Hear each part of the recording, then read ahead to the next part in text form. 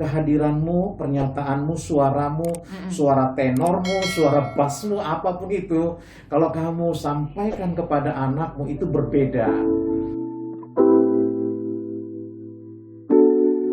Sahabat Sonora, sebenarnya ini rahasia keluarga. Kalau mau berhasil tuh memang antara papa dan mama atau suami istri tuh bagi tugas. Oke, misalnya tugas papa cari uang. Mama ya untuk urus anak di rumah, boleh-boleh aja. Tetapi tidaklah lengkap pertumbuhan seorang anak itu hanya diberikan tanggung jawabnya kepada mama. Tidak lengkap. Jadi dua figur ini memberikan anak itu sempurna. Ya, kelemahan daripada sisi seorang mama bisa ditutupi oleh kelebihan daripada sisi seorang ayah atau sebaliknya. Sehingga anak mendapatkan asupan gizi yang benar dalam pertumbuhan. Nah, persoalan itu adalah persoalan konvensional, ya. Nah, ini rahasia dalam berkeluarga. Jadi saya berharap sahabat Sonora mulai mendiskusikan, apalagi udah tingkat-tingkat remaja anaknya, supaya alasan-alasan konvensional ini tidak digunakan sehingga anak tidak mendapatkan asupan gizi dalam pertumbuhannya. Jadi saya mau katakan sekali lagi bahwa pertumbuhan untuk pencitraan kepada anak di usia-usia remaja itu sebenarnya paling banyak itu peran daripada seorang papa. Kita bicara hari ini tentang pencitraan atau citra diri, gambar diri atau identitas seorang anak remaja. Nah, ini adalah tanggung jawab atau beban atau mutlak ya, yang memang orang tua atau papa, ayah ini harus sediakan waktunya untuk anak remaja. Apapun alasannya Mbak Rini. Nah, kemarin kan ada lagi nanya sama saya, jadi gimana Pak kalau dua-duanya sibuk gitu? Anak aja kami titipkan sama neneknya. Ya, ada juga pertanyaan dari 0852 dan 146 Ya, hampir silakan. mirip nih. Ya, bagaimana peran ayah jika ayahnya itu pulang 6 bulan sekali atau merantau di negeri orang? Ya, Berarti kan susah, Pak. betul. Nah, ini gimana juga, Pak? Iya, kemarin saya punya teman juga begitu. Ya, dia kerja di kapal pesiar. Itu kapal pesiar itu begitu ya, atau pertambangan atau apapun namanya itu di pantai lepas begitu. Saya bilang setiap malam itu pakai video call. Pas ada sinyal, ayo gunakan. Atau pakai apa saja semua alat yang bisa digunakan supaya anak itu melihat wajah papanya. Setidaknya dia lihat mata papanya. Waktu dia lihat mata papanya, dia dengar suara papanya, itu anak itu membawa satu papaku Kekuatan, rupanya, ya? iya, papaku rupanya memperhatikan aku. Jarak tidak memisahkan aku, sehingga papa bisa benar-benar melihat aku. Nah, apalagi anak ini yang anak yang sedang usia bertumbuh, ya usia 5 tahun sampai 10 tahun. Nah, ini papa harus lihat gerakan-gerakan yang dilakukannya, mulai divideokan. Nah, papanya juga begitu melihat. Artinya apa? Ketidakhadiran papa bisa dihadirkan seakan-akan di rumah itu lengkaplah figur papa. Tapi kalau kealpaan papa terus yang disorot, nah ini anak akan merasa kehilangan. Nanti dia akan ke sekolah juga nggak semangat. Ke sekolah juga nanti dia bilang, aduh ini ada rapat, ini papa harus datang, ini ada pertandingan, ini papaku di luar kota, papaku. Akhirnya anak merasa apa? Kehilangan energi untuk itu. Jadi maaf ya, ibu atau bapak yang bertanya ini, sebenarnya dihadirkan bisa, betul nggak Mbak Rini?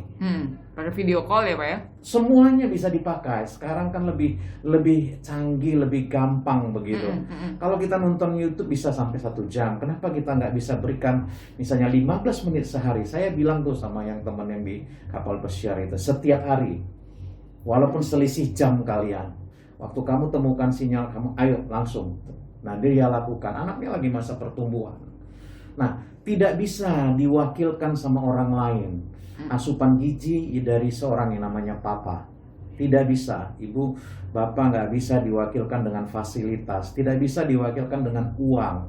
Kehadiranmu, pernyataanmu, suaramu, suara tenormu, suara bassmu, apapun itu, kalau kamu sampaikan kepada anakmu itu berbeda. Nggak bisa kamu kirimkan hadiah yang begitu mahal, handphone yang canggih gimana pun, laptop yang gimana canggih pun nggak bisa. Itu bisa merepresentasikan kehadiran Papa. Tidak bisa. Saya tegas ini, karena saya sangat benci dengan kenaikan kenakalan remaja itu terlalu tinggi. Saya itu beban sekali Mbak Rini. Makanya ya saya berharap ini banyak yang mendengar, ya banyak yang mulai merasakan bahwa Papa itu bukan fungsinya hanya cari uang. Kita punya mengubah generasi ini dari mulai keluarga, dari perkataan atau labeling dari seorang Papa. Jadi labeling ini memang dari beberapa sumber. Apa kata mereka? Ya, mereka itu bisa tetangga, bisa guru, bisa dari papa dan mamanya, bisa dari kakek dan neneknya gitu. Labeling ini memang adalah statement ya, statement. Dan biasa statementnya itu cenderung negatif gitu ya. Kadang-kadang itu spontanitas. Karena spontanitasnya kita merasa udah biasa, tapi anak itu mendengarnya atau menerimanya itu label saya, karena saya anak paling tengah. Manja kali kau, terlalu manja gitu bang, usiamu udah segini gitu, opungnya atau neneknya yang bilang gitu. Jadi kata manja itu rupanya didengarnya dari beberapa orang, diserap lah. Iya, sampai ke sekolah gitu pula gurunya bilang jangan manja ya. Jadi manja ini kita pikir pernyataan yang benar, tapi anak menerimanya, oh ginilah anak manja, karena kan aku anak nomor 2 dari 3 bersaudara. Jadi memang nggak bisa berbuat apa-apa. Nah itu labeling, apalagi labeling yang membuat anak itu menjadi down. Nah itu berbeda sekali, anak nomor 1 atau anak yang paling tua, ya kan, selalu diberikan tanggung jawab. Semua tugas diberikan sama anak nomor 1. Udah bang, nasihat orang tua ya, nasihat orang Medan ini. Kamu kan anak nomor 1 bang, kamu harus jadi contoh bang, jadi teladan bang. Kan nggak ada sesuatu yang salah dalam pernyataan saya. Tahu Mbak ini gimana anak nomor 1 itu nerimanya? Takut salah jadinya. Iya. Kemanapun dia pergi, kemanapun dia bergerak, diikuti dengan statement itu. Aku anak nomor 1 jadi teladan, jadi contoh. Lihatnya kiri, kanannya, tetangganya ngeliat matanya kemana ini. Bergerak saja, dia dihantui dengan statement itu. Jadi orang tua, mungkin kita biasa mengeluarkan statement kalimat itu. Tapi kadangkala anak perlu kita punya ada compassion, nanya sama dia, menurut kamu papa ngomong begitu menjadi beban atau menjadi merdeka?